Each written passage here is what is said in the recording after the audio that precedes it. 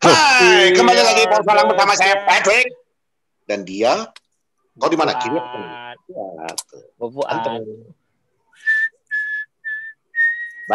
Bang. Gue lagi bahagia, Bang.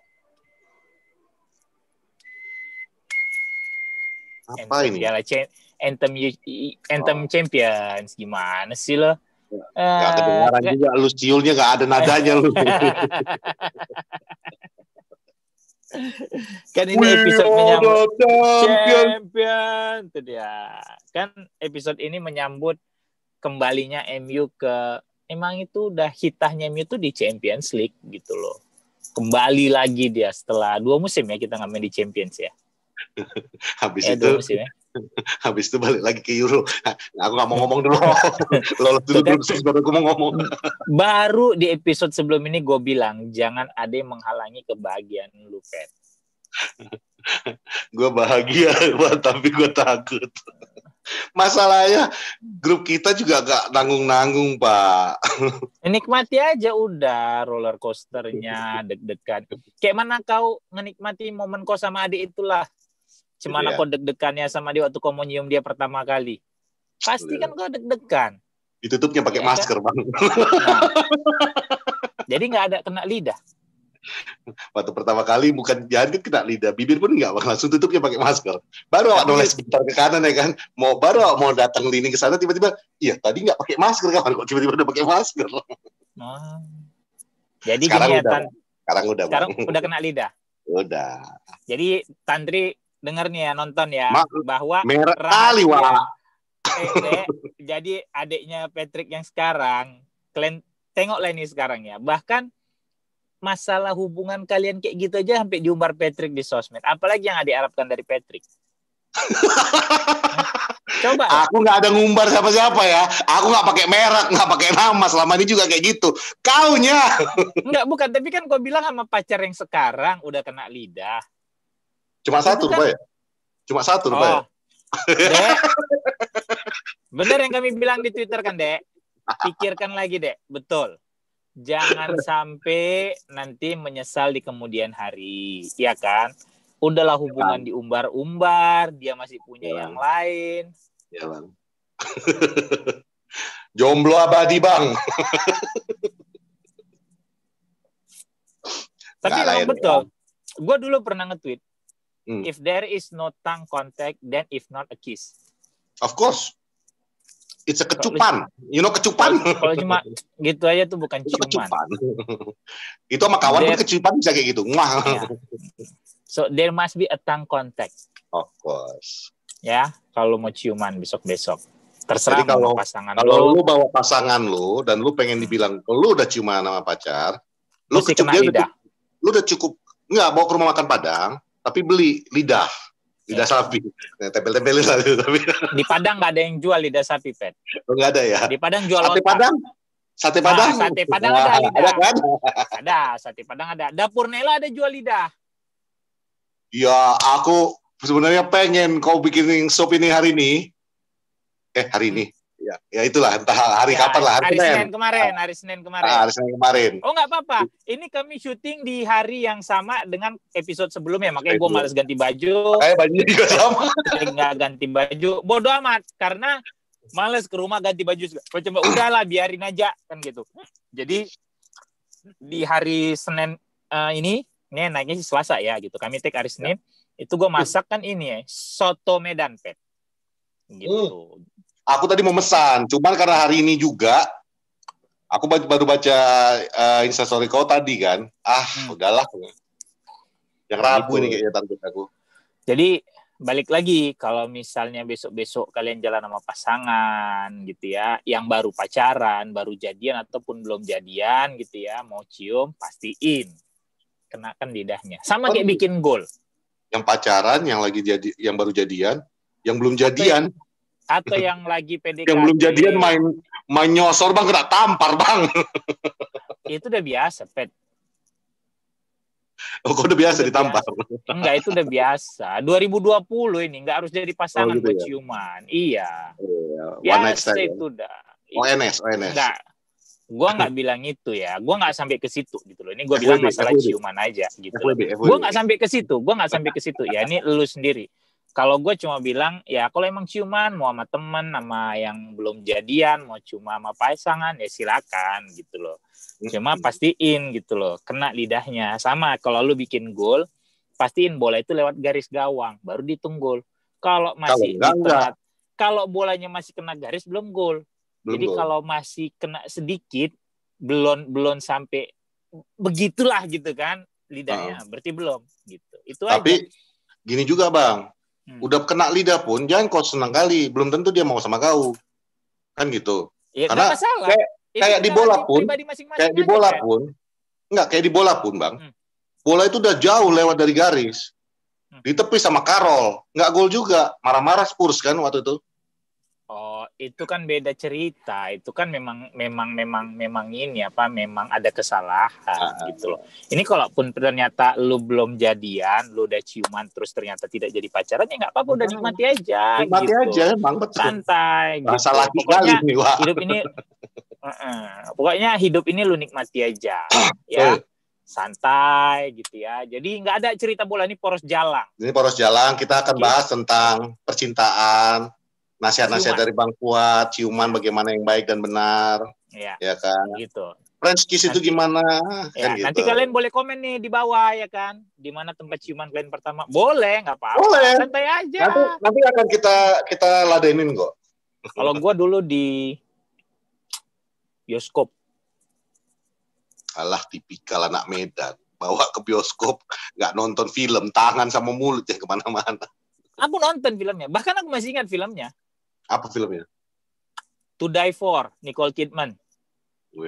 Bioskopnya dimanapun aku masih ingat. Apa, Medan Plaza? Enggak, Orion. Cari yang murah kok ya. Enggak, Orion yang udah jadi 21, Le. Iya, Simpang Barat kan.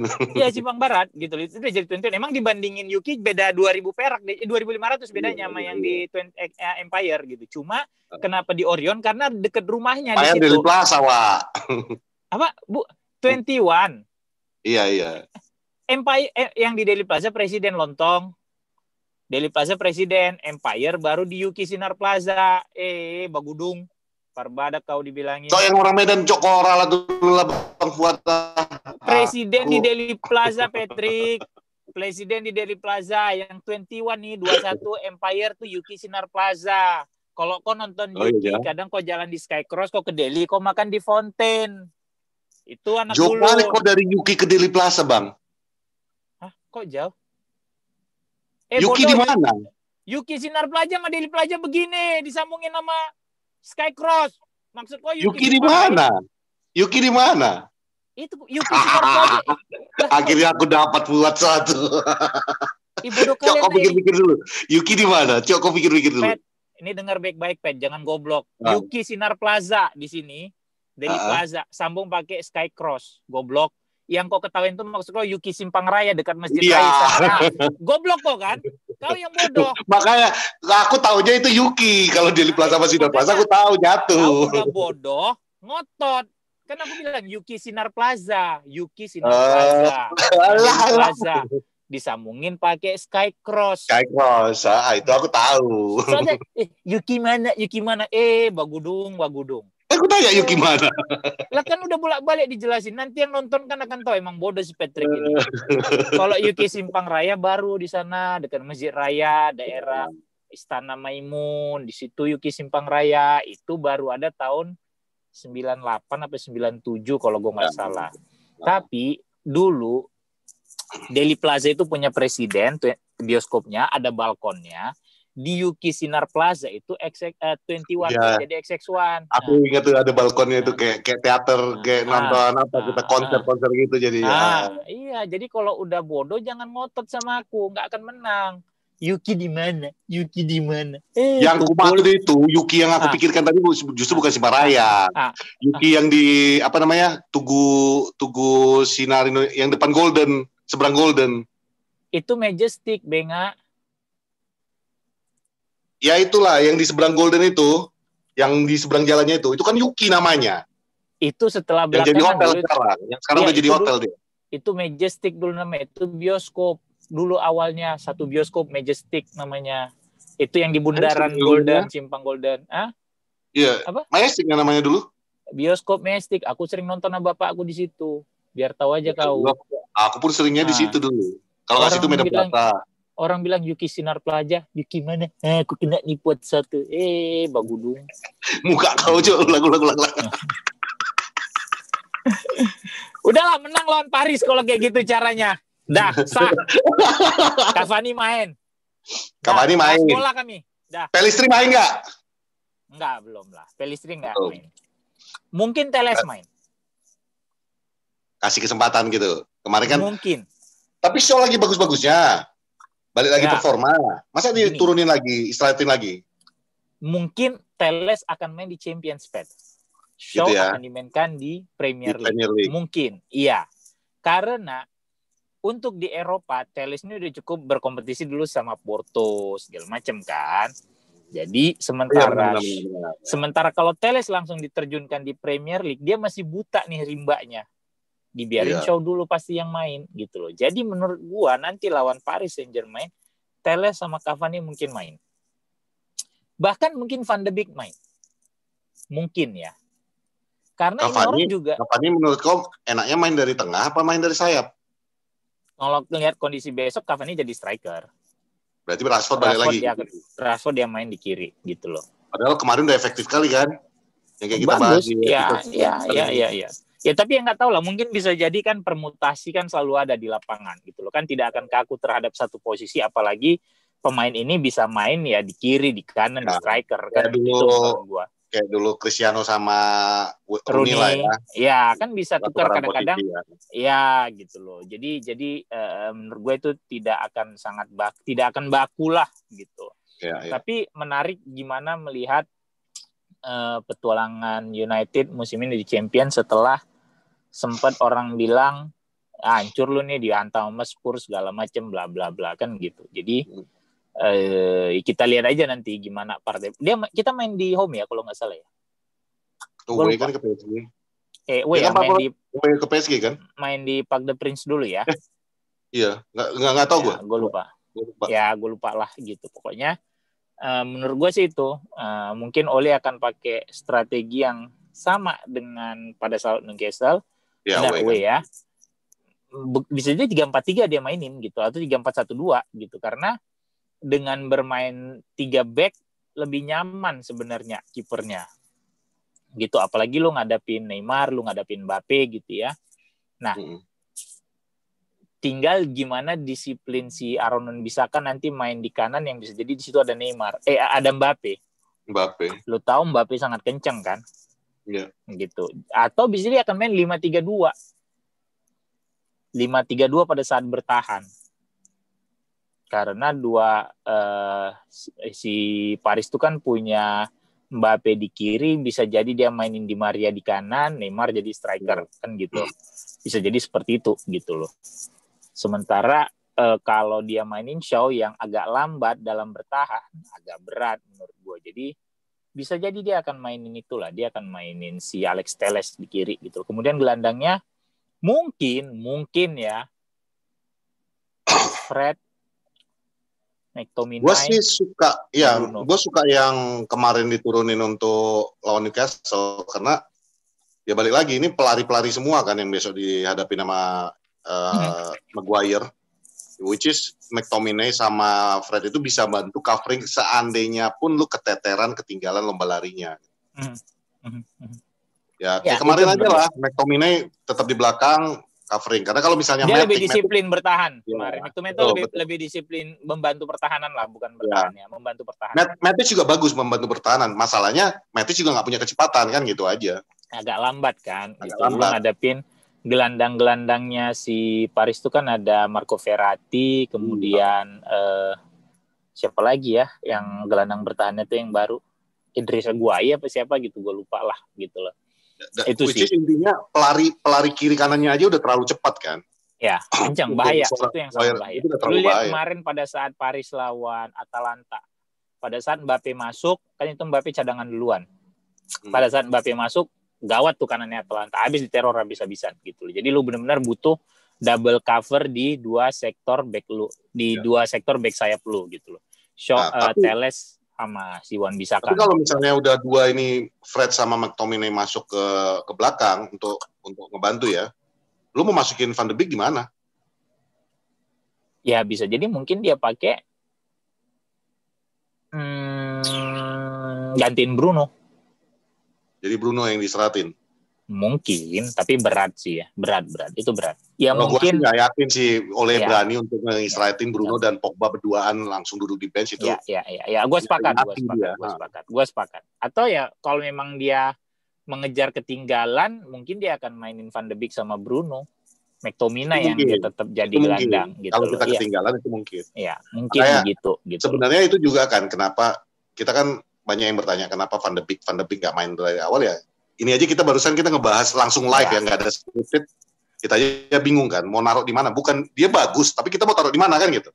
Ya posisinya bentrok sama, karena posisi terbaik dia memang di attacking midfield gitu loh. Iya. Bukan berarti dia tidak bisa bermain sebagai gelandang box to box, bisa. Cuma mungkin butuh waktu bagi dia untuk menjadi yang gelandang box to box tangguh gitu kasarnya, gitu menurut gua. Tapi ya semua kemungkinan bisa terjadi lah. Mungkin aja lagi nanti Ole berani main 5-3-1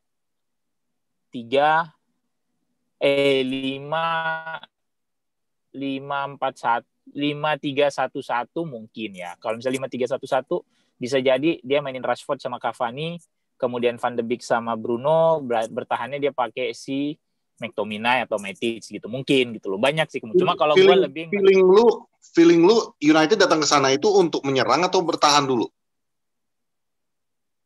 High pressing. Kayaknya dia akan main 3 back. Cuma resikonya ada di Mbappe sama di Maria nanti. Nah, itu dia maksud gua, away high pressing dengan lawan-lawan yang pelari-pelari kayak gini dan berkualitas ya, bukan cuma pelari. Bagi gua itu resiko banget loh. Karena satu sama aja bagi kita. Iya, kalau gini, kalau lu pakai bagi apa? Nggak ada hitungan gol tandang, belum ada. Lanjut. Gitu. Jadi maksud gua kalau misalnya ada pakai 3 back, 3-4-3 ataupun nanti 5-3-2 gitu ya, akan lebih penuh sih pertahanannya. Lu mau high press kemarin kalau 3-4-3 lu bisa naruh 2 back lu tinggi sampai ke lapangan lawan, ke daerah ini ya. Ininya lawan gitu ya, Terus pada saat lu bertahan lu punya 5 sebenarnya di depan gitu loh. Kalau gue sih mungkin Oli akan nyerang di awal gitu. Mungkin nggak akan menunggu untuk diserang, bahaya banget lu nunggu diserang, gawat. Itu kalau menurut gue. Ya. Gitu. Gue yang gue takutin dengan pressure yang ada sekarang ini, Ole datang ke sana untuk mengamankan seri. Lah, kalau mentalnya lu datang untuk seri ya udah berat lah. Kalau bisa menang ya lu menang gitu loh. Ya udah pasti. Nggak, gue ngelihatnya dengan situasi karena kan dia memang abis PSG kita ngadapin Chelsea kalau gue nggak salah. Nah itu. Ya pokoknya kalau gue nggak ingat siapa, tapi kayaknya berat lawannya di Premier League dan fokusnya ini kan itu yang gue bilang tadi, antara nyari 0-0 ataupun nyuri ngandalin counter attack lagi.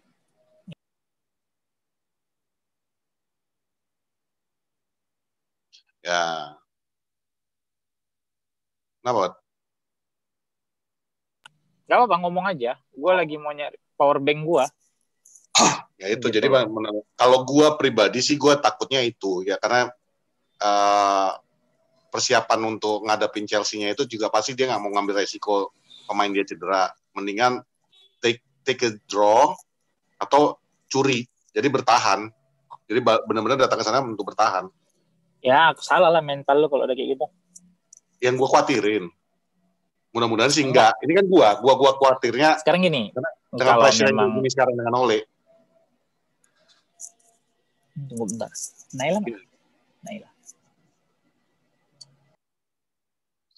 Itulah. Jadi kalau Sir Alex Ferguson pernah bilang, I never go into a match hoping for a draw.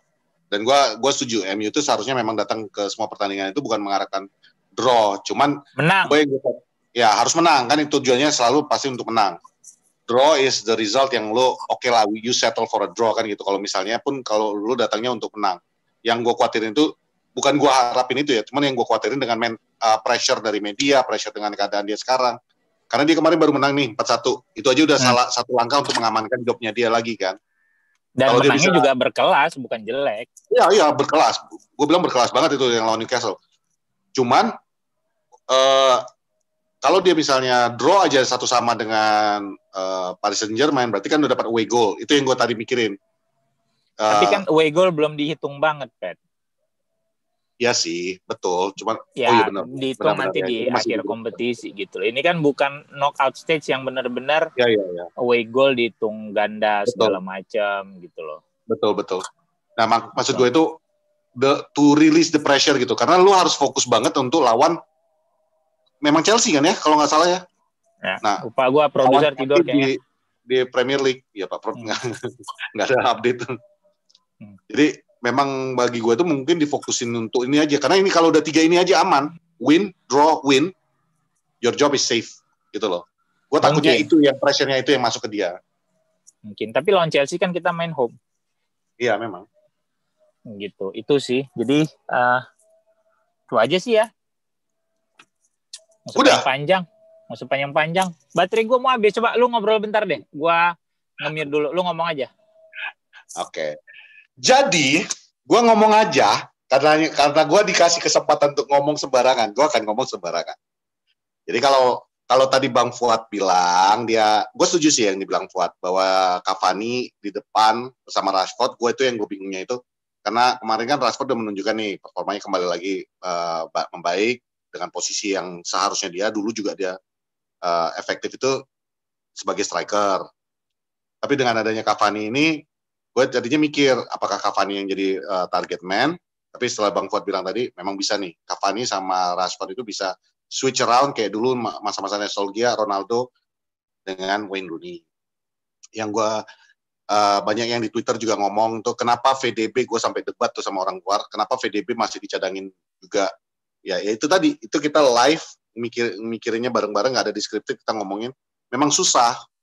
Itu otomatis lu harus ngelihat lawan lu siapa. Kalau dengan keadaan back kita yang Maguire, Lindelof yang secara speed Maguire nggak akan bisa nutupin siapa-siapa, lu otomatis harus cari covering. Nah, coveringnya itu tadi yang benar yang kita bilang tuh McTominay dengan Fred.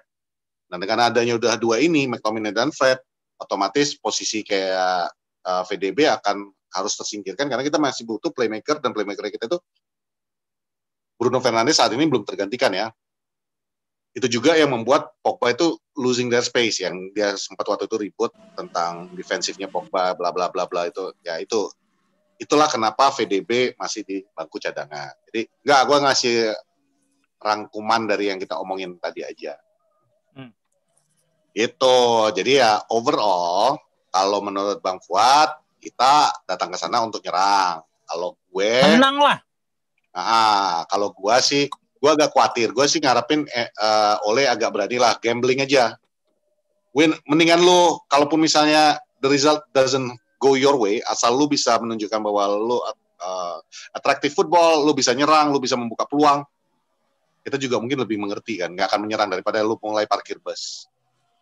Ya, tapi kadang butuh cerdik juga, bukan berarti lu harus nyerang membabi buta gitu loh. Karena kan attack wins you the game, defense wins you the title kan gitu. Lu tetap harus ingat itu gitu. Jadi bukan berarti lu nyerang membabi buta, lu main cerdik aja. Gitu. Gue bilang kan, kalau lu main mungkin 5-3-2 atau 3-4-3 gitu kan, lu bisa main yang dari sisi pertahanan lu bisa lebih safe karena lu punya 3 back tengah, terus wingback lu bisa lebih disiplin untuk menahan Mbappe ataupun Di Maria ataupun nanti Julian Draxler atau siapapun yang dimainkan di situ gitu. Jadi menurut gua nanti lawan Paris Saint-Germain Ole harus datang dengan mindset gua mau seri aja deh gitu. Kayaknya jangan gitu loh. Kalau bisa menang ya lu menang gitu, karena pemain-pemain lu juga punya kualitas kok. Ya Bruno bukannya jelek, Rashford bukannya jelek, lu punya Cavani gitu loh. Sisi penggedor lu itu bukan yang jelek gitu, bukan yang mediocre gitu loh. Jadi ya kenapa lu nggak ambil kesempatan? Secara mental juga mereka lagi naik kan setelah kemenangan kemarin. Ya, karena balik lagi kemenangan lawan 4-1 itu memang benar-benar klasik MU yang zaman dulu lah, yang lu punya style. Enggak juga, soalnya beberapa pertandingan begitu kok. Ya kayak lawan Brighton yang kita menang 4-1 sebelumnya juga. Itu kan juga mainnya bagus gitu loh. 3-0. Enggak lah, lawan Brighton yang itu yang di Carabao kan? Singgung. Enggak dong, di Liga dong yang si Bruno bikin gol dari counter attack yang model-model begitu juga gitu, cuma 3 dari Maguire mati sama si Greenwood ke Bruno. Itu kan di Liga setelah yang lagi pandemi gitu, yang udah tanpa penonton kan. Jadi maksud gue ada kok beberapa pertandingan United yang golnya juga cukup bagus-bagus gitu ya. Itu jadi lu punya kualitas, cuma tinggal gimana lu mengasah mental pemain-pemain lu untuk stabil, untuk konsisten, untuk lebih waspada lah, nggak sembarangan kan gitu. Itu menurut gua. Itu aja. Udahlah, udah mau maghrib ya. Belum maghrib udah 5:47. Udah nggak usah lama-lama, biar orang yang nonton aja gitu. Udah itu aja. Nggak ada lagi yang lain-lain. Nggak. Udah. Mau maghrib. Gitu. Udah. Jadi itu aja. Ya, itu petang hari Rabu dini hari ya. Ya, Rabu dini hari. Ya, lawan Paris Saint-Germain. Gitu. Itu aja ya. Mudah-mudahan kita bisa dapat positif result. Ya, mudah-mudahan hasilnya bagus. Gitu. Itu aja kalau menurut gue. Untuk ngadepin Chelsea di weekend berikutnya. Yes, gue Fuad. Gue Patrick. Terima kasih sudah menonton Poros Salang. Signing off. Bye.